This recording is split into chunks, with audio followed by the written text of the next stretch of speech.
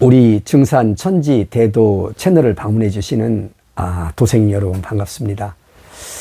이번 시간에는요, 지지난번 시간인가 그 말씀을 드렸던 그 백의군왕 백의장상도수, 그러니까 상제님의 9년 천지공사 가운데 그 1907년 정민년 음력 12월 26일 날 상제님과 그리고 또 문공신을 중심으로 한 그 고부 일대 전체 그 21명이 고부 경무청에 잡혀 들어가서 보신 공사가 있었어요. 천자신과 장상신을 불러 모아서 그 선천과는 다른, 선천은 이렇게 이제 피라미드 이렇게 형태로서 있잖아요. 위에 이제 최고 정점에 천자가 있고, 그리고 이제 왕우장상이 있어가지고 밑에 이제 평민과 뭐 또 이제 하층민을 갖다가 이제 이렇게 뭐랄까 다스렸던, 그러니까 이제 그것을 이제 뒤집어 가지고 이제 역삼각형이 돼 가지고 있잖아요. 군왕과 장상 앞에 백의, 평민을 놓아 가지고 있잖아요. 평민이 먼저다. 평민을 위한 군왕이고 평민을 위한 장상이다. 자, 이제 이런 공사를 이제 보신 건데, 그게 이제 백의군왕 백의장상 도수였어요. 그런데 이 공사에서 상제님께서 그 선천에 천자와 장상을 했던 모든 신명들을 불러 모아서 이제 새로운 그 후천의 정치 질서, 정치 제도, 선천, 천자, 제왕, 전도공사, 전도라는 것은 이제 뒤집는다는 거예요, 이렇게요. 근데 이때 천자신은 승복을 했어요. 상제님께서 그 죽음의 경계까지 가면서 그렇게 하시는 그 모습을 보고 선천의 천자들은 더 이상 후천은 선천과 같은 그런 천자 제도가 아니구나. 그렇지만 그 역대 장상신들은요, 상제님한테 응기하는 게 아니라 상제님과 함께 갔던 그 문공신 이하의 여러 그 고부 일대의 그 제자들이 있을 거 아닙니까? 이 제자들이 이제 상제님의 뜻에 반해서 그때 이제 상제님께 배반을 하고 불평불만을 하고, 그래서 장상신이 응기하지 않았어요. 그런데 이제 상제님의 그 말씀을 보면은 이제 천지개벽기만 나오죠. 이제 끝내는 이제 장상신들이 응하게 된다, 이렇게 말씀하시는 거거든요. 그러니까 천자신도 승복을 하고 장상신도 승복을 해야 후천에는 상제님께서 뜻하시는 백의군왕 백의장상, 이 뭐랄까 이 공사, 이 도수가 이제 올바로 정립이 되는 것인데, 그러면은 그 백의군왕 백의장상 그 도수, 그 공사를 보실 때 응기하지 않았던 장상신은 어떻게 응기를 하느냐, 이거잖아요, 이렇게요. 이제 바로 그 백의군왕 백의장상 도수에서 응기하지 않았던 장상신들이 결국은 응기하게 되는 공사, 그게 뭐냐면 바로 숙구지 자는개 깨어나는 공사입니다. 숙구지 자는개가 깨어나서 잠자다 깨어나는 거예요. 그냥 벌렁 누워있다가 일어나는 게 아니라 자는 개, 그러니까 개가 잠들었다가 혼몽 중에 잠들었다가 이제 깨어나서 제정신을 차리고 일어나는 공사, 이것이 이제 바로 숙구지 자는 게 깨어나는 공사, 숙구지 자는 게 일어나는 공사인데, 이 공사에 대해서 이제 오늘 이제 말씀을 같이 한번 나누어 볼까 합니다. 원래 이 숙구지 자는 게 그 깨어나는 공사, 일어나는 공사는요, 대순전경이나 천지개벽경, 뭐 용화전경, 여기는 없어요. 서화전경도 없어요. 이 공사에 대해서 기록하고 있는 것은 선정원경이에요. 그러니까 선정원경은요, 성포 고민한 성도님께서 그 1960년인가 이렇게 직접 수기를 쓰신 거예요. 그럼 이제 제가 한번 읽어볼게요. 우리가 이제 아는 성구인데, 이 성구를 갖다가 이제 경전 선생님께서 도전에다가 써 놓았기 때문에 우리는 알고 있어요. 자, 어떻게 되어 있냐면요. 선정원경에 이렇게 나옵니다. 자, 건존 증산께서 예언하시되, 그때 이제 고민한 성도님의 의식으로는 예언을 했다, 이렇게 되어 있는데 예언이 아니죠. 이제 공사를 보신 거예요. 건존 증산께서, 그러니까 증산 상계님께서 말씀하시되, 태인 숙구지 자는 개가 일어나면 산 호랑이를 잡는다 말씀하셨는데, 고시께서, 수부님께서 무진년 9월도에 말씀하시되, 그러니까 무진년은 1928년 9월에 말씀하시되, 시대가 불온하니 멀지 않으니 아니 물자 모론자 시대가 멀지 않으니 자는 개를 깨워야겠다. 고수님께서 하시고 신도 수십인을 영솔 하시고 태인 숙구지에 행차하시어 공사를 설행하시던 중에 고깃국에 밥을 교화하여, 그러니까 국에다 밥을 말았다는 거예요. 한 통에다가 잘 말아가지고 정전에 뜰정자 앞전자 뜰 앞에 놓으시고 많이 먹으라 하시고 이제는 잠든 개를 깨웠으니 염려는 없다 하시니라. 자, 그때 후에 종이는 다른 사람들은 고찬홍, 전준엽, 전선필, 김내원, 천종서, 강사성, 강원섭, 배경기 쭉 이렇게 쭉 나와요. 이렇게요. 여러 명이 나옵니다. 자, 여기서 나오는 말씀이에요. 이 숙구지 자는 개 깨어나는 공사가 대승전경과 이중성 선생의 천지개벽경에는 없는 공사다. 선정원경은요, 이 선정원경은 이 전체가 두 파트로 되어 있어요.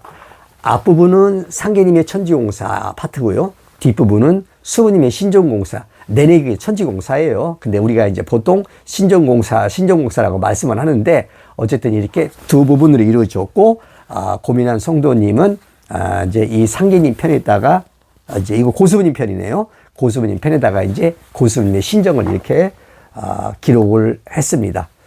그러면요, 바로 이제 이 숙구지 자는 개 깨어나는 공사가 바로 백의군왕 백의장상 도수의 그 보완 공사다, 후속 공사다 하는 것에 대해서 또 성구를 이렇게 뽑아 놓으신 분, 성구를 수록하신 분은 누구냐면요, 정영규 선생님이셔요.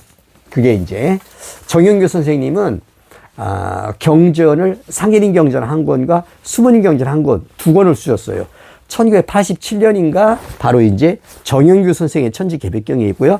1989년에 선도 신정경이라는 또 수문인 관련 경전을 쓰셨습니다. 그러니까 근데 그 경전이요, 굉장히 비중 있는 경전이에요. 물론 어느 경전이고 다 비중 있는 경전이죠.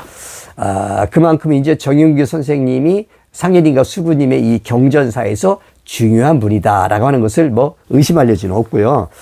여기서 이제 이 정영규 선생의 천지개벽경 어디입니까? 제2장 개벽도세 61절에 이런 말씀이 있어요. 그러니까 정영규 선생님은요, 이렇게 상예님을 직접 그 제자들을 직접 찾아뵙고 그 상예님의 성원 성적을 수집한 것은 아니지만은 후대뿐이잖아요. 근데 이분은 이제 뒤에 남아 이렇게 상계님의 성원 말씀을 이렇게 찾았어요. 그래서 그것을 갖다가 이렇게 경전에 써놨습니다.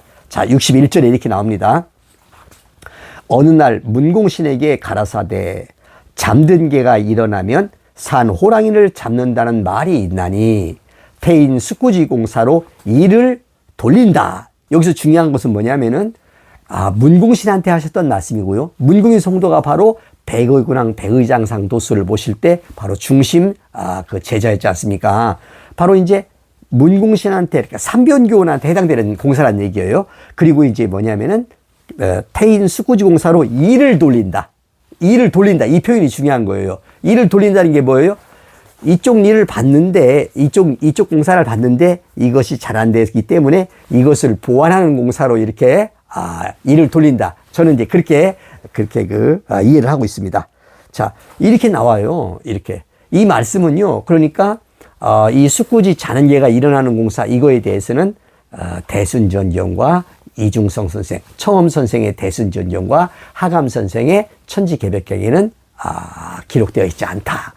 이것은 선정원경과 그리고 또 바로 고민한 이 정영규 선생님의 이 천지개벽경에 나온다. 이제 이것을 갖다가 경전 선생님께서는 이제 도전에다가 또 이렇게 도전이라는 것을 이제 종합경전으로서 이렇게 쭉 모든 경전에 있는 것을 모아서 이렇게 써놓으신 겁니다. 수록하신 겁니다.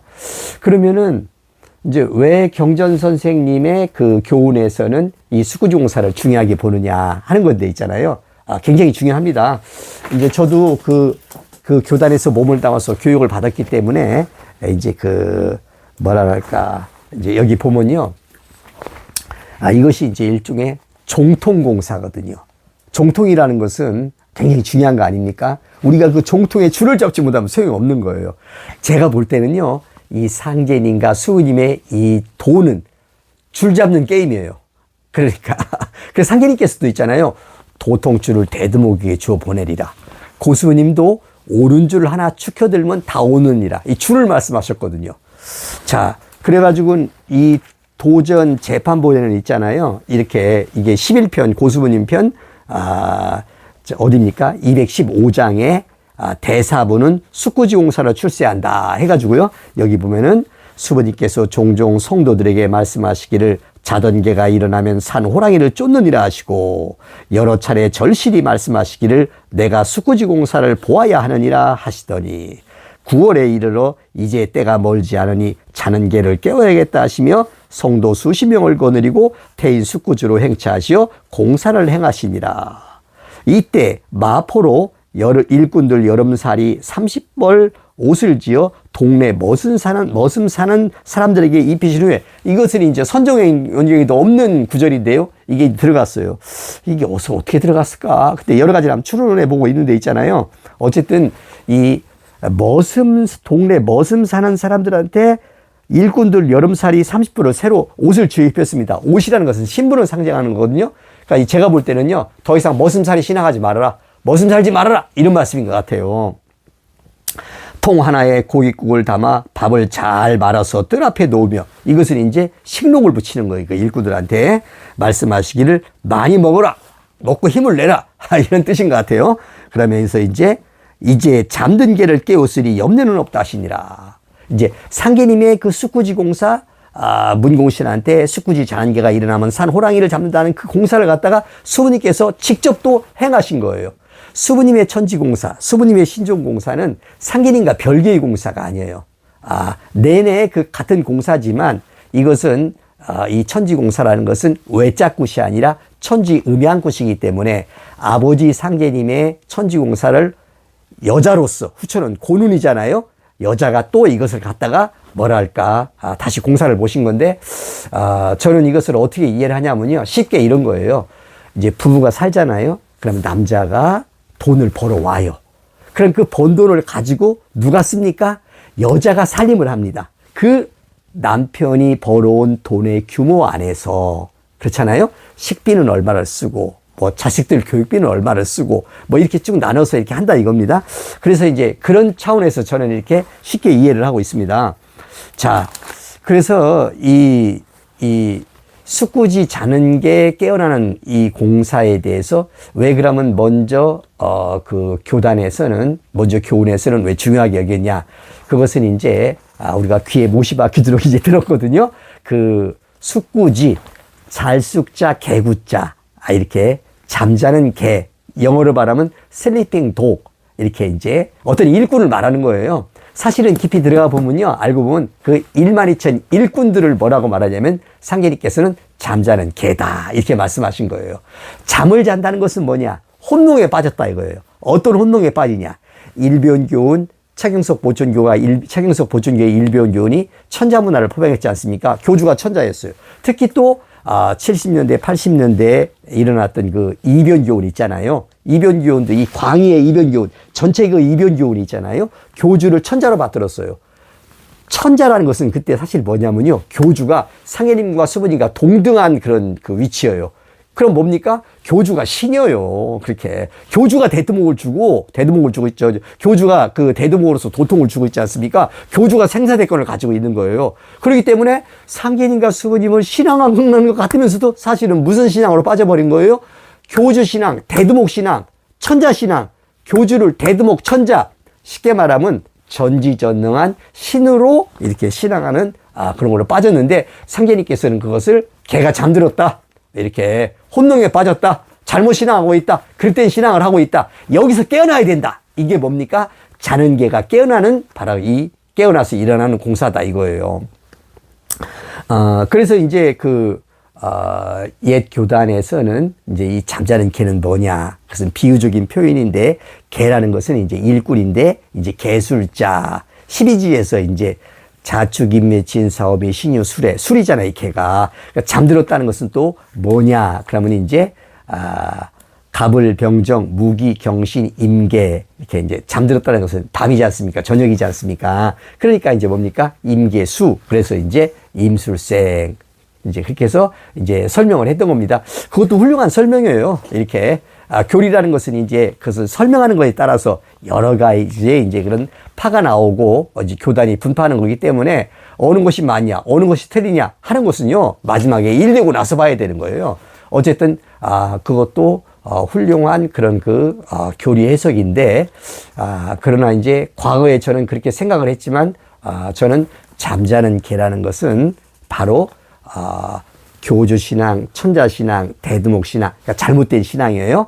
교주를 상계님과 동등한, 버금가는 그런 위격에 놓고 상계님과 수부님을 신앙하는 것 같으면서도 사실은 교주를 신앙했던 바로 잘못된 대두목신앙이라는 거에 이렇게 빠져있던, 거기에 잠들어있던, 그래서 이제 잠들었다는 거예요. 그 일꾼들이 깨어난다 이거예요. 일꾼들을 깨어나는 공사라 이거예요.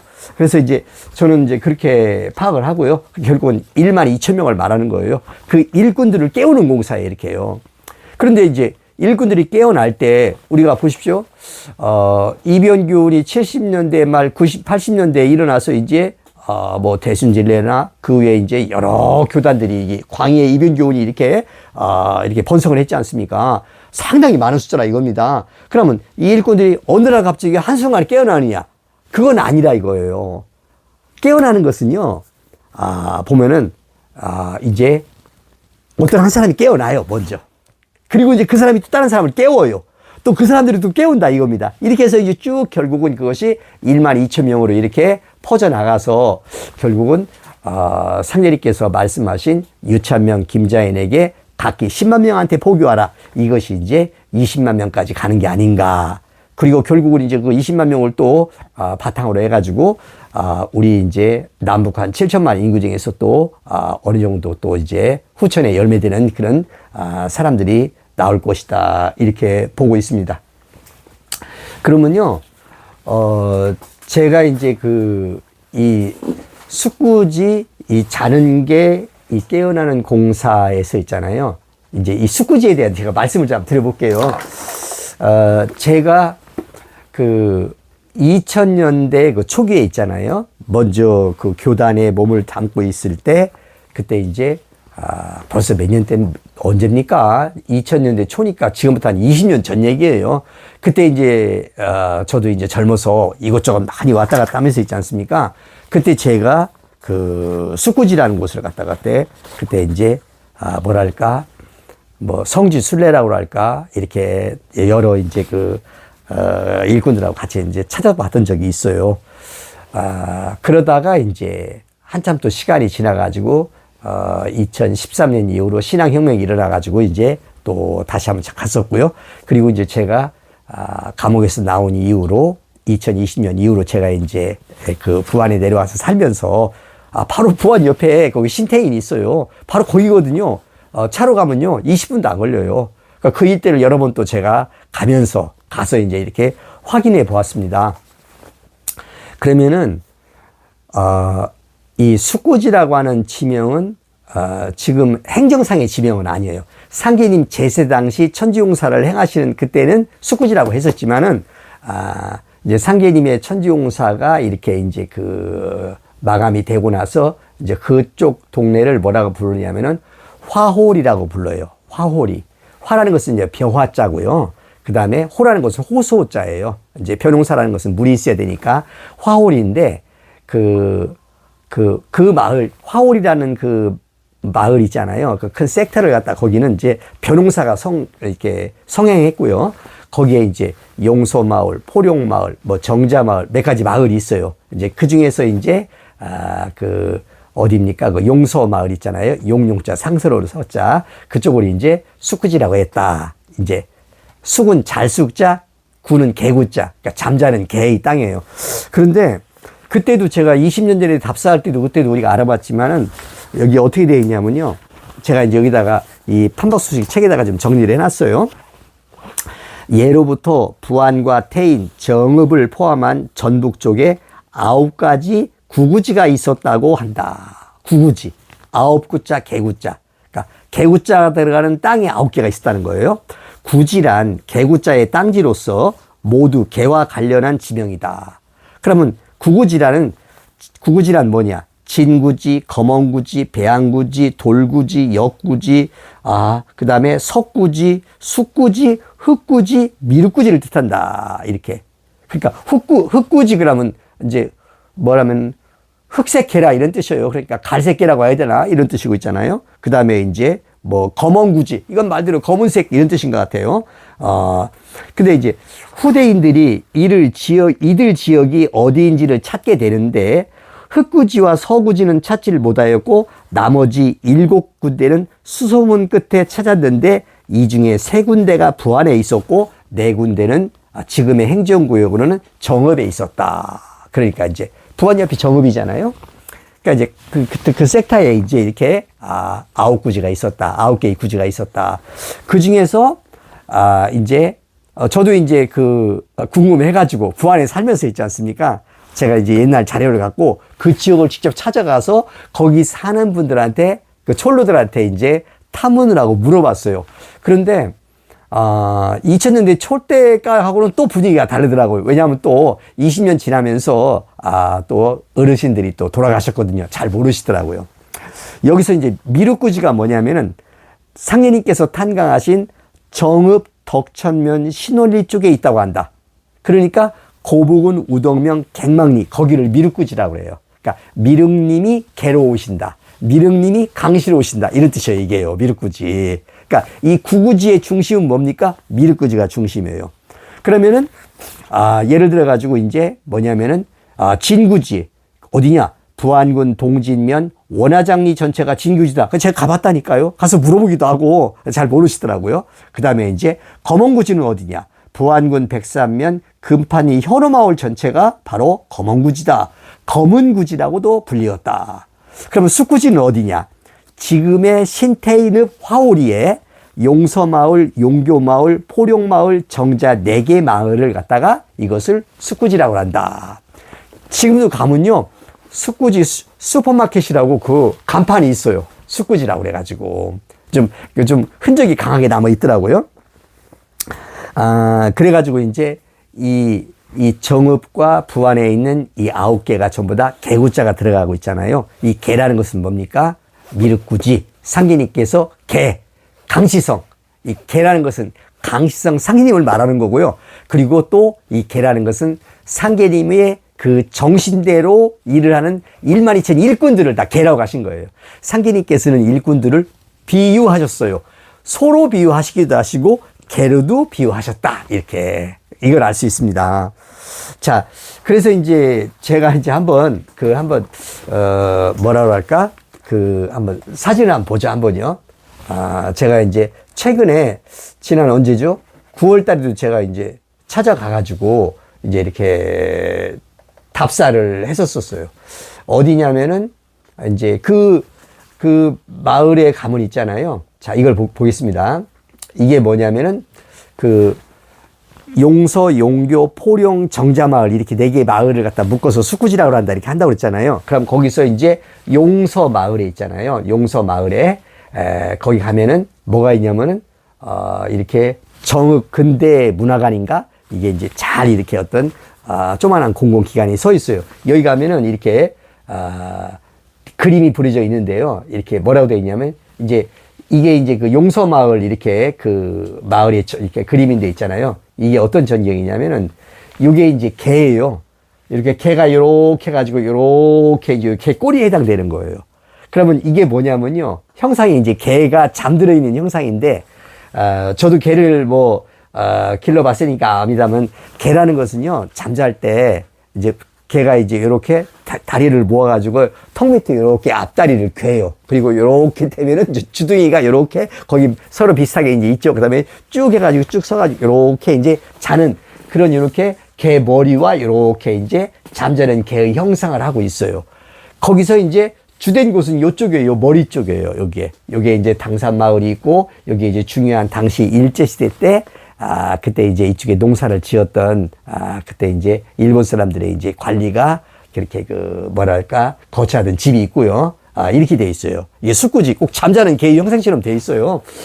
그래서 이제 보면은요, 그렇게 돼 있고, 이게 어떻게 돼 있나, 한번 보면, 이게, 자, 그럼 볼게요, 또. 이제 지금 바로 이제 거기에 정읍 근대 역사관이라는 이런 그쪽 지역의 어떤 역사를 잘 설명하고 있는데, 주로 이제 우리가 알고 싶어 하는 그런 상계림 지리 쪽은 아니고, 이제 일제시대 때, 일제강점기 때, 일제가 우리의 그 쌀농사를 많이 수탈해 갔다. 뭐 이런 식으로 이제 이렇게 써 있어요. 그래서 이제, 바로 이제 똑같이 이제 그 안에 들어가면요. 근대 농촌 문화유산의 땅 화홀이다. 지금은 화홀이에요. 벼화자, 호수호자, 화홀이 이렇게 돼 있고요. 그 다음에 이제, 제가 이제 근대 문화관, 이제 이게 건물이에요. 이 앞에서 제가 이제 사진을 찍은 거고, 이제, 그 앞에 그 안에 들어가면요. 뭐냐면, 당시 일본 사람, 구마모도라는 사람, 구마모도, 그 사람이 이제 살던 집이 있어요. 일본식 집이 있어요. 지금도 이제 외관이 잘 보존돼 있고요. 그 앞에서 같이 찍어본 겁니다. 이렇게. 그리고 이제 그 뒤에 보면 큰 이런 당산나무가 여러 개가 몇 개가 있어요. 아마 제가 볼 때는 수부님께서 이 당산나무 아래에 어디쯤에 와서 공사를 보신 것이 아닐까 이렇게 생각을 해요. 자, 그래가지고 이건 이제 그 구마모도라는 사람이 살았던 일본식 다다미식 건물 안에 있지 않습니까? 거기 들어가서 이제 이렇게 한번 앉아본 거고요. 이것이 이제 바로 숙구지다. 잠자는 개의 형상. 잠자는 개. 그건 뭐냐? 개라는 것은 일꾼을 말한다. 그럼 일꾼이 잠들었다는 건 뭐냐? 뭐 피곤해서 기운 기르려고 잠들었다는 것이 아니라 이제 혼몽에 빠졌다 이거예요. 어떤 혼몽에 빠졌냐? 자, 이변교훈에서 우리가 이제 이변교훈에서 삼변교훈 여기에 태어나서 신앙하고 있잖아요. 이변교훈의 교주를 바로 뭐냐면 상예린과 동등한 동격인 바로 도통주는 대두모. 그러니까 교주가 상예린과 동격이라는 것은 교주가 신이란 얘기예요. 교주가 하느님이란 얘기예요. 그리고 거기서 그분한테 충성을 해야 우리가 왕우장상이 된다라고 하는 그런 의식 속에서 우리가 거기서 잘못된 백의군왕 백의장상도수와는 거꾸로 된 어떤 우리가 신앙관을 가졌던 거 아닙니까? 그러니까 이제 저도 생각해 보면 거기서 이제 한번 교주가 도통을 주면 그 도통 12,000 일꾼이 되면은 그 12,000 도통이라고 하는 것은 어떻습니까? 전지자손. 전지자손은 뭐예요? 자손 대대로 아버지, 그 다음에 아들, 손자, 증손, 고손, 현손 쭉 해가지고 어떤 공덕이 내려가서 그렇게, 뭐랄까, 선천식, 바로 이제, 왕우장상의 어떤 부자 혈통 세습의 문화를 갖는다라고 이렇게 우리가 알고 있었잖아요. 여러분, 아닙니다. 절대 후천은 그런 세상이 아니에요. 후천은요, 고수부님 말씀대로, 억만억부를 출세케 하여 주옵소서. 후천에 태어나는 모든 중생들이 있잖아요. 더 이상 중생이 아닙니다. 다 부처예요. 다 모든 후천에 태어나서 사는 사람들이 있잖아요. 자기의 기국대로 그릇기자 국량국자 있잖아요. 상일인 말씀에 양이 적은 자에게 많이 주면 뱉어져 죽고 양이 큰 자에게 조금 주면 배고라 죽는다. 자기의 기국대로 자기의 그릇대로 전부 다 쉽게 말하면 성불하는 바로 인간 태일이 되는 그런 거지. 할아버지, 증조할아버지, 고조할아버지가 개벽할 때 공을 세웠기 때문에 자손들이 그 공을 받아가지고 잘 된다. 여러분, 그거 아닙니다. 절대 그거 아니기 때문에요. 그것을 이제 상계님께서 고부경무청에 잡혀 들어가서 죽음의 직전까지 가시면서까지 선천에 잘못된 뭐랄까 천자 왕우장상의 부자 혈통의 어떤 세습의 어떤 것을 깨려고 했던 거 아닙니까? 그것을 뒤집으려고 했던 거란 말입니다. 바로 이제 그런데 그때 장상신이 응기를 안 했어요. 그 응기를 안 한 것을 어떻게 응기하게 하느냐? 상계님께서는 그러면 니들이 말이야 이변교훈에서 한번 왕우장상 노름을 해봐라. 그러다가 이제 그 교주가 죽지 않습니까? 문선명이 죽지 않습니까? 또는 그 외에 여러 교주들이 죽으면서 이거 아닌데 허망한데 이걸 깨달으면서 이제 상계님의 천지용사의 뜻은 그게 아니구나 하는 것을 이제 깨닫게 되면서 그때서 비로소 후천을 이렇게 다스릴 수 있는 치천하의 어떤 신법을 갖게 되고 그러면서 어떻게 되는 겁니까? 장상신이 응기를 함으로써 바로 이제 개가 잠자다가 혼몽에 빠졌다가 그릇된 천자문화, 그릇된 교주신앙에, 거기서 그릇된 교주신앙이라는 것은요, 교주가 신이라 소리예요, 여러분. 교주가 왜 신이에요, 여러분? 후천이 되면 어떤 일개인이 신입니까? 모든 사람이 다 전부 다 똑같이 다 신이 되는 거지. 그러니까 이제 그것이 이제 바로 잡히면서 이제 그 상계님의 뜻하시는 백의군왕 백의장상 도수가 이렇게 이제 뭐랄까 완성이 된다고 할까, 이렇게 상계님의 공사대로. 그래서 상계님께서 숙구지 공사로 이를 돌린다. 백의군왕 백의장상 도수에서 50% 장상신이 응기하지 않음으로써 미완됐던 공사가 숙구지 자는게 깨어나는 공사로서 어떻게 되는 겁니까? 그것이 뭐랄까 이렇게 보완돼서 완성이 된다. 이것이 숙구지 자는게 깨어나는 공사라는 거, 공사라, 이렇게 저는 보고 있습니다.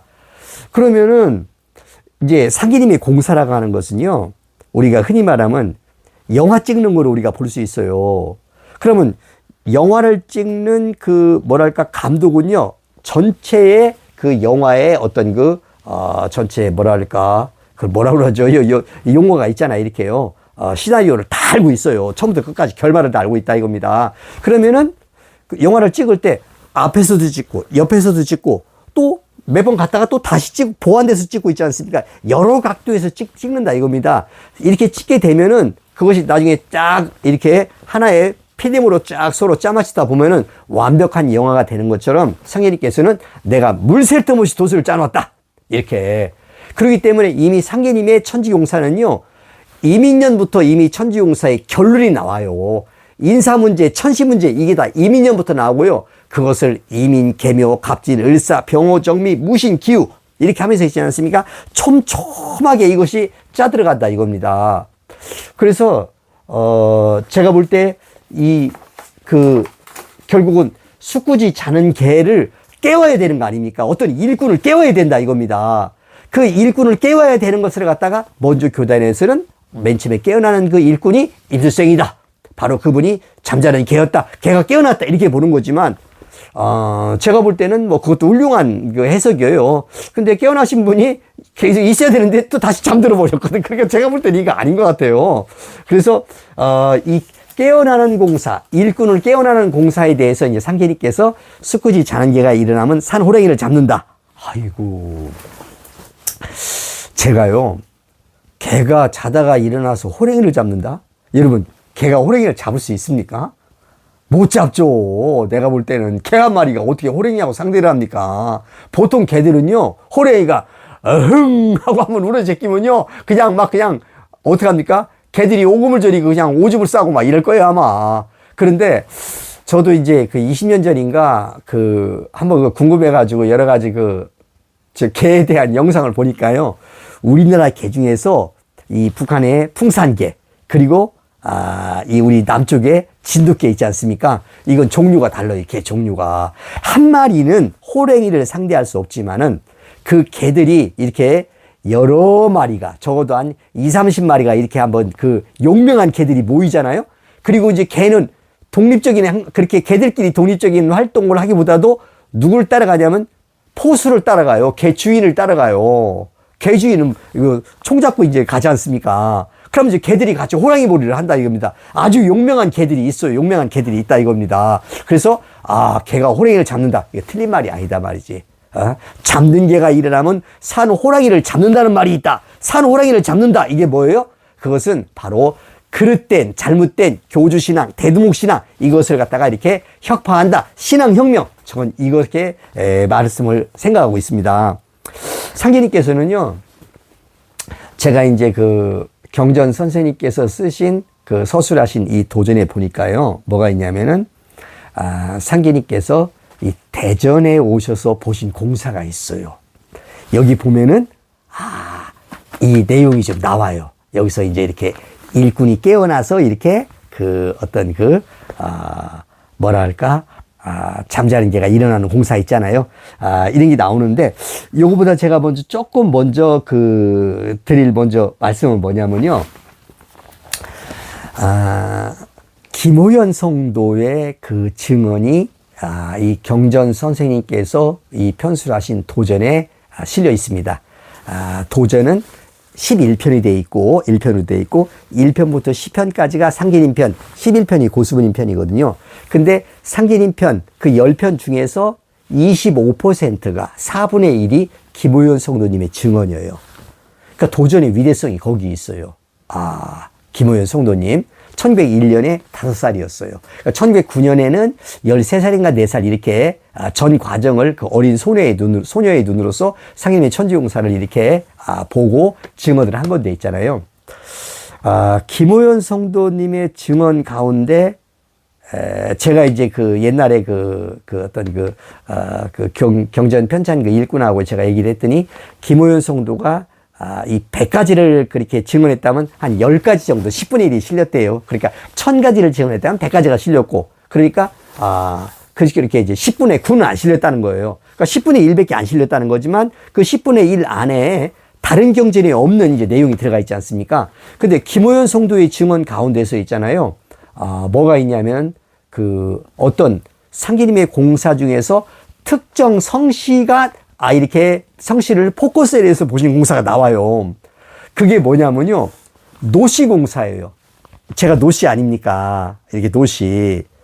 김호연 성도의 그 증언, 상계님 공사 중에서 있잖아요. 노씨가 공사의 주인공으로 나오는 내용이 이 도절에 2편이 실려 있어요. 2개가 실려 있어요. 다른 김호연 성도 공사 중에서는 어떤 특정 성씨에 대한 공사가 거의 없어요. 노씨만이 어떻게 보면 유일해요.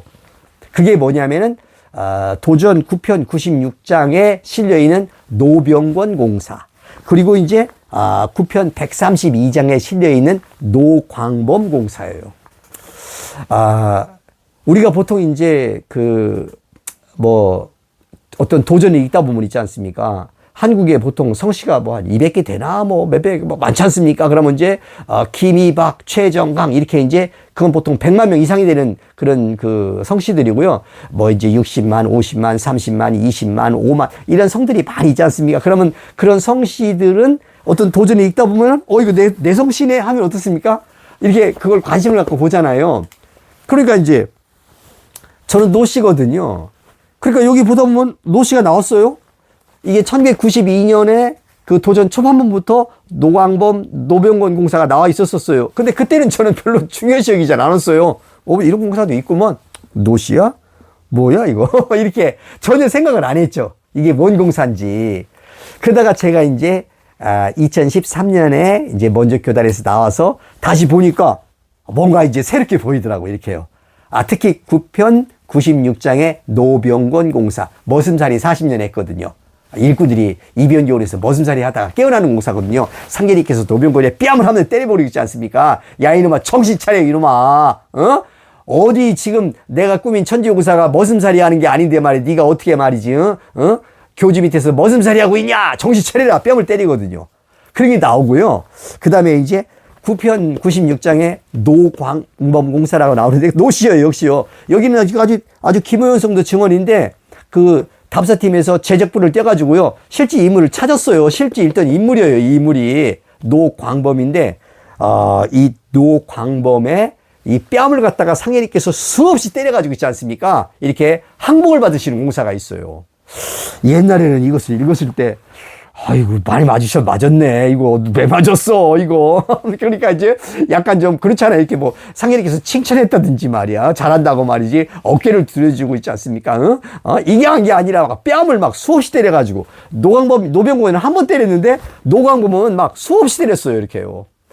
이게 뭔 공사일까? 여기 이제 소제목은 이렇게 달려 있어요. 누추한 집을 몸소 청소해 주심.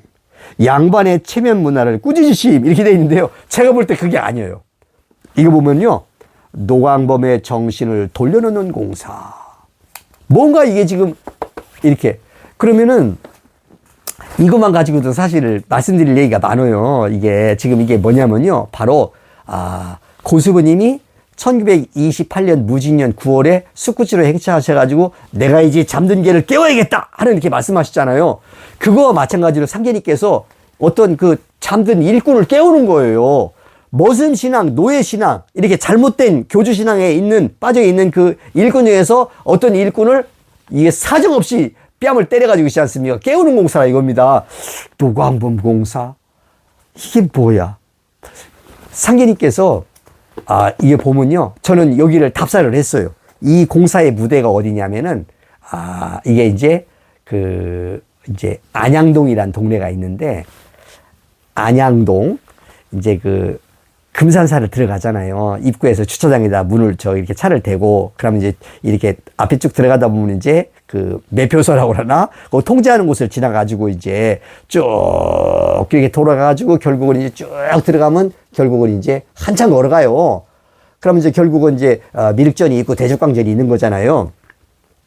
그런데 그 앞에서 쭉 좀 들어가다가 중간에 오른쪽으로 살짝 방향을 틀어가지고 있지 않습니까? 어떤 언덕배기를 넘어갑니다. 그러면 거기로 가면 뭐가 나오냐면은, 상계님께서 박금국 주지한테 1903년 4월 11일 날 새벽 무렵에 용봉 독존 석가불 이렇게 글씨를 써주신 그 암자가 나와요. 그 암자가 청년암이에요. 그 청년암 앞에, 바로 앞에 한 10가구 정도 살고 있는 마을이 있어요. 그게 바로 뭐냐면 안양동이에요. 그러니까 상계님께서 김호영 성도를 데리고 이 안양동을 지나가다가 어떠한 누추한 집을 어떻게 합니까? 직접 들어가서 상계님께서 청소를 해 주셨어요. 그러니까 김호영 성도가 이게 이제 상계님께서 청소를 해 주니까 그 동네 사람들 중에서 어떤 사람이 거기서 이제 흉을 본 거예요. 저거 강증산 아니야? 뭐 청소해주고 있구만, 이렇게. 그러니까 김호연 어린 소녀가 쪼르르 와가지고 상계님한테 이제 어떻게 해요? 이제 그걸 일러 바친 거예요. 저기서 흉 보고 있어요. 그러니까 상계님께서 무슨 누가 흉을 봐? 그러니까 김호연 성도가 노광범이라고 그러던데. 그러니까 상계님께서, 원래 상계님께서는요, 상계님을 모르는 사람이 상계님을 갖다가 뭐 헐뜯는다든지 욕하다든지 하시면요, 상계님께서는 신경도 안 쓰셨어요. 나를 모르니까 나를 헐뜯고 나를 그렇게 하지, 나를 알면 그러겠느냐, 신경도 안 쓰셨는데, 이때는 상계님께서 어떻게 하냐면은 전혀 보통 때하고는 달리 있지 않습니까? 야, 노광범이 좀 데리고 와. 어떤 놈이지 지금 나한테 그렇게 해가지고 이제 노광범이를 김호연 성도가 쪼르르 가가지고 이제 데리고 온단 말입니다. 거기서 이제 상계님께서 이제 뭐냐면은 이렇게 데리고 와요. 그러니까 이제 여기서 이제 뭐냐면 상계님께서 네가 노광범이냐 하고 물으시니 광범이가 그렇다. 나 도광범이를 불러서 뭐 할 것이냐 하고 대들었어요. 상계님께서 네가 얼마나 똑똑하고 잘나서 이놈아, 나를 어떻게 생겼는지 본다고 따지러 와? 요놈의 자식 어디 한번 해봐라 하시며 뺨을 한 대 때리시고 어쩌냐 고치겠느냐 하고 물으시니 광범이 전혀 아랑곳하지 않더라. 이에 뺨을 한 대 더 때리시며 이놈아 고치겠느냐? 내 혓바닥 좀 짧은 것 같긴가 내놔봐라. 혓바닥을 내놔봐라. 이게 혓바닥이라는 것은 말하는 도구잖아요. 그러니까 노광범이가 좀 말을 잘했던 모양이에요. 그러니까 광범이 여전히 기세를 피우며 짧으면 어쩌고 길면 어쩔 것이오 하고 말대꾸를 하는지라. 그러니까 이제 맨 처음에는 이제 상계님이 뜻대로 안 됐어요. 그러니까 상계님께서 더욱 노하신 음성으로 짧은 놈은 쌍놈이요 긴 놈은 양반이니라.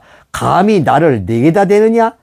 구리꼴 무엇이 얼마나 똑똑한가 네가 봐? 하면서 한 말씀을 하실 때마다 이리 치고 저리 치고 하시니 광범이 팽이 돌아가듯 이쪽 저쪽으로 정신없이 넘어지며 코피를 줄줄 흘리더라.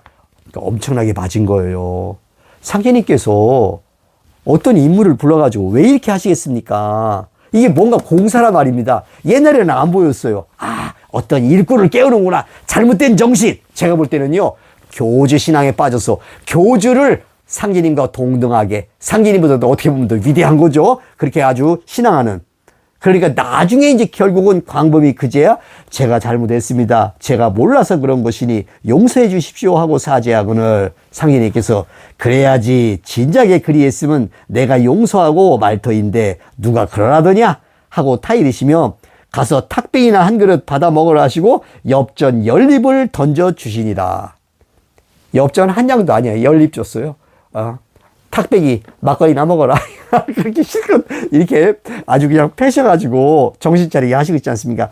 그래가지고 이제 제가 볼 때 이 공사는요, 바로 뭐냐면은 어떤 일꾼을 깨우는 공사였다. 이것이 바로 숙구지 자는 게 혼농중에 빠진 교주 신앙에 빠져 있는 일꾼을 깨우는 공사였다. 저는 이제 이렇게 보면서 도광범이네. 이게 어떤 뭔가 이치가 있겠구나. 이렇게 생각하고요. 그리고 이제 김천수 선생께서 이제 그 또 오셔가지고 2003년, 4년 무렵에 그때 이제 그 도전 재판방이 나올 때 많은 증언을 하셨지 않습니까? 이때 이제 그 김천수 선생의 증언 중에서 상계님께서 고수부님과 그리고 이제 김영렬, 박공호, 또 뭐 문공신, 안내성, 김갑칠 이런 제자들을 쭉 주요 지대를 데리고요. 대전을 여러 번 오셨대요. 야, 그 당시에 이제 우리가 몸담고 있었던 그 대전에 있던 교단으로서는 얼마나 기쁜 일입니까?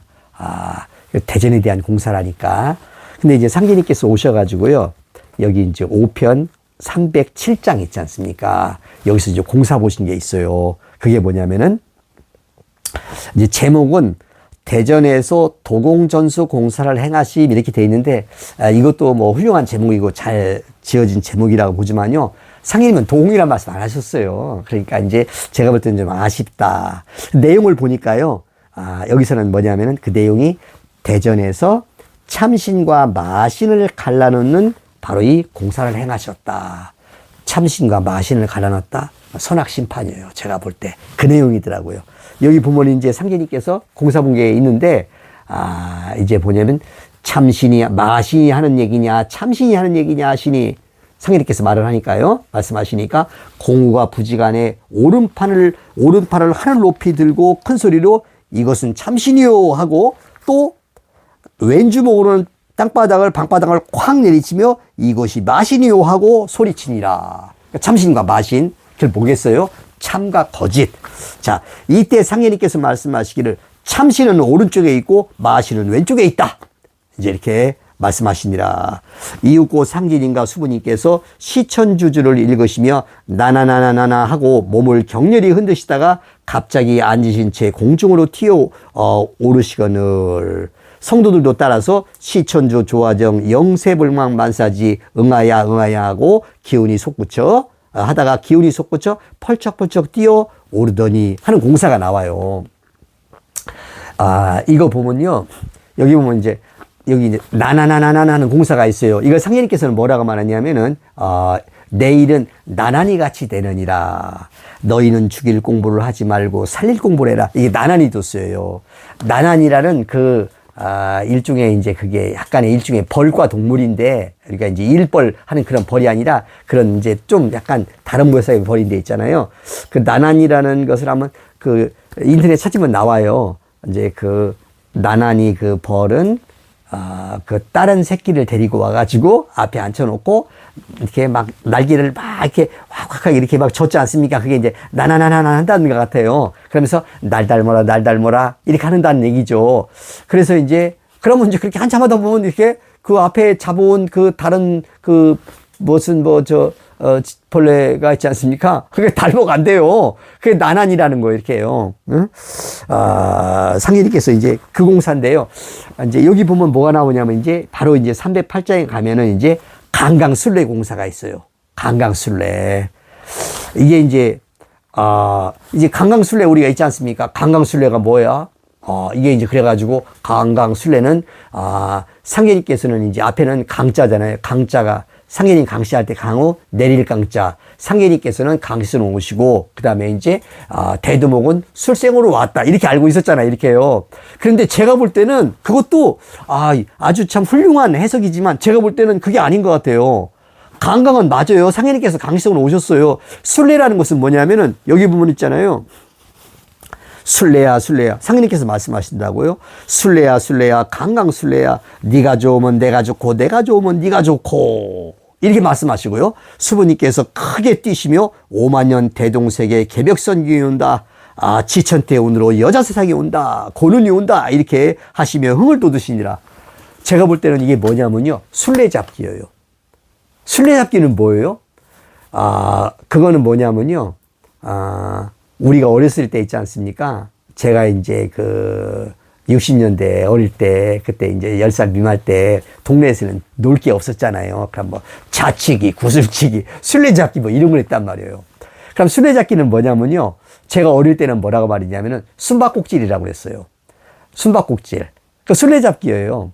그게 뭐냐면은 이제 한 사람이 순례가 돼요. 그래가지고 뭐 벼른박이나 전봇대에다가 이렇게 딱 손을 대고 있지 않습니까? 무궁화 꽃이 피었습니다. 10개의 음절이잖아요. 이것을 10번 읽어요. 그럼 100개가 되지 않습니까? 그 사이 애들은 숨어버려요.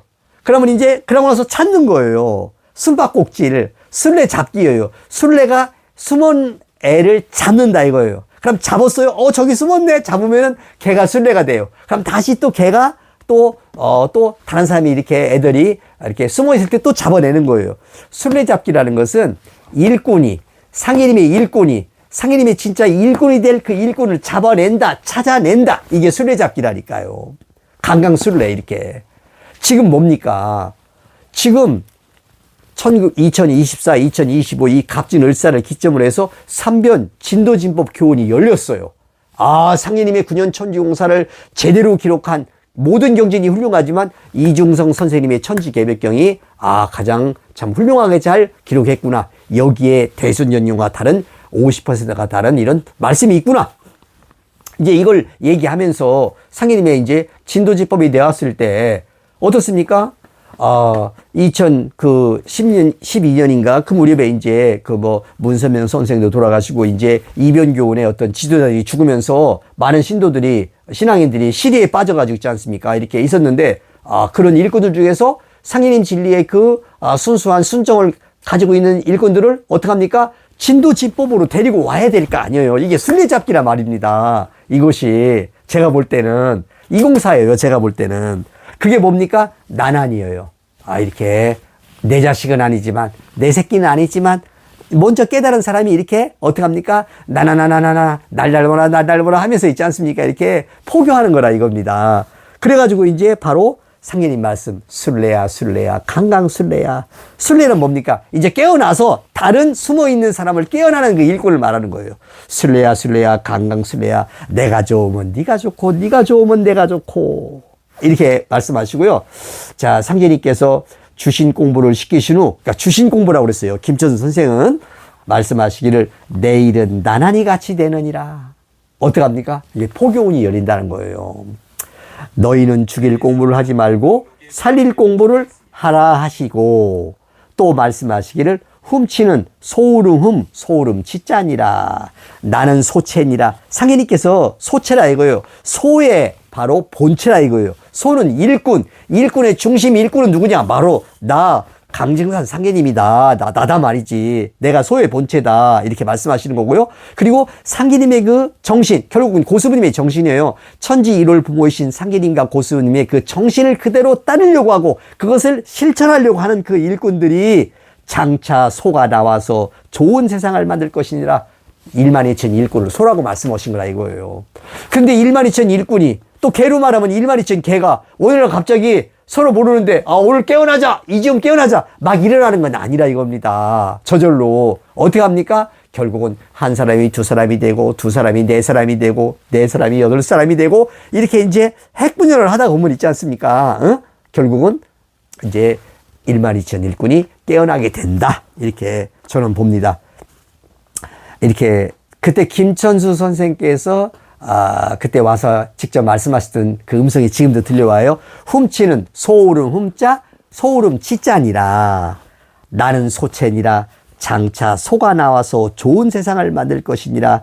소가 하도 낙서를 치고 나오리라 하시니라. 이후에 틈만 남은 하루가 멀다 하고 이런 공사를 하시니라. 대전에 와서 공사를 보셨다는 거예요.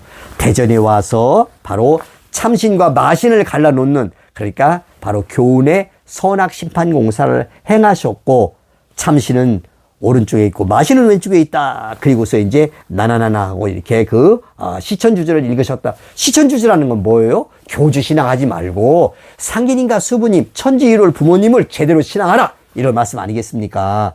그러면서 이제 강강술래 공사를 보셨다. 바로 이제 바로 강강 상기님께서 오셨는데 결국은 수레라는 건 뭐예요? 상기님의 그 참된 진도진법을 이렇게 결국은 알게 해서 깨어난 사람이 바로 이제 숨어있는 다른 그런 일꾼을, 아직 못 깨어난 일꾼을, 잠든 개를 깨우는 공사였다. 이렇게 이해를 하고 있는 겁니다.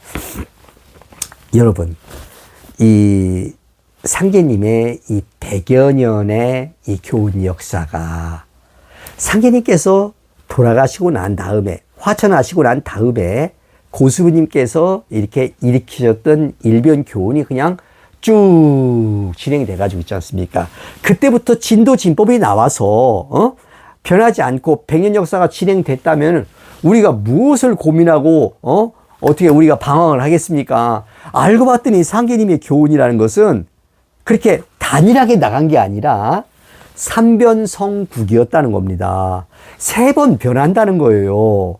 그러니까 1변에서 한 번 이 형태가 있었고 모습이 있었고 2변이라는 또 다른 형태가 되고 거기서도 진도진법이 안 나오고 결국은 진도진법은 3번째 가서 3변에 가서 일울성자 판국자 무슨 판을 도통판을 3변에 가서 그러니까 마지막에 가서 이렇게 완성한다는 거 아닙니까?